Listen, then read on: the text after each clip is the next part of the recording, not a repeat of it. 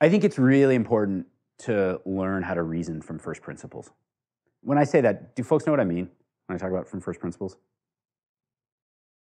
I see some nod, some not. So let me describe the thing that is one of the things that's been most challenging at Zymergen is we work with lots of large-scale chemical and ag and pharmaceutical companies. We want to make sure that we, as we grow, people that have some experience working with those companies.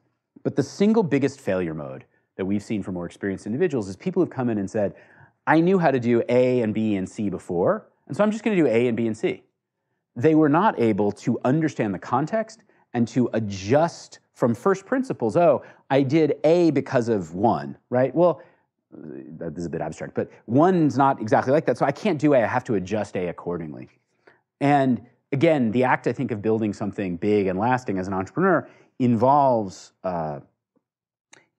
being able to find those places where you can replicate a set of patterns that have come versus where you have to invent from whole cloth.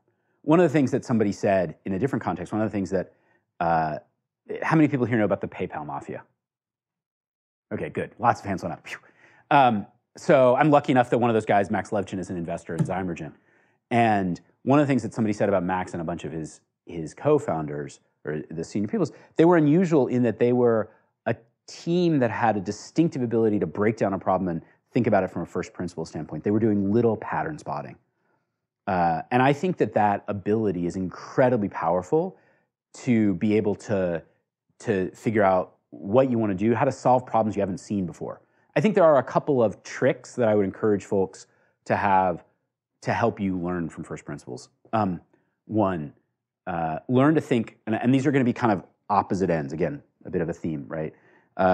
Learn to think about how to always go up a layer of abstraction, right?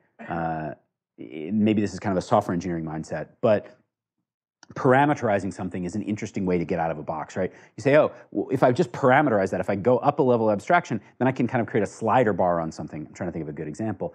And I can start to see the problem and I can find a way out of it, right? But the flip side of that is also, make sure you're really diving deep into the data, right? One mistake that I see lots of people making, I think is super important if you're trying to build a business, especially a business that hasn't existed before, is to really figure out what's going on as opposed to just what people tell you, right? I think it's super easy to lose faith in what you're doing, and the way to keep, it's hard to build a business, right? And so if you have confidence in the reality that you're trying to hew to, then I think it's easy enough to keep faith. Whereas if you're constantly trying to chase the shiny object, right? Oh, I should do this because TechCrunch said I should, you're going to drive yourself crazy.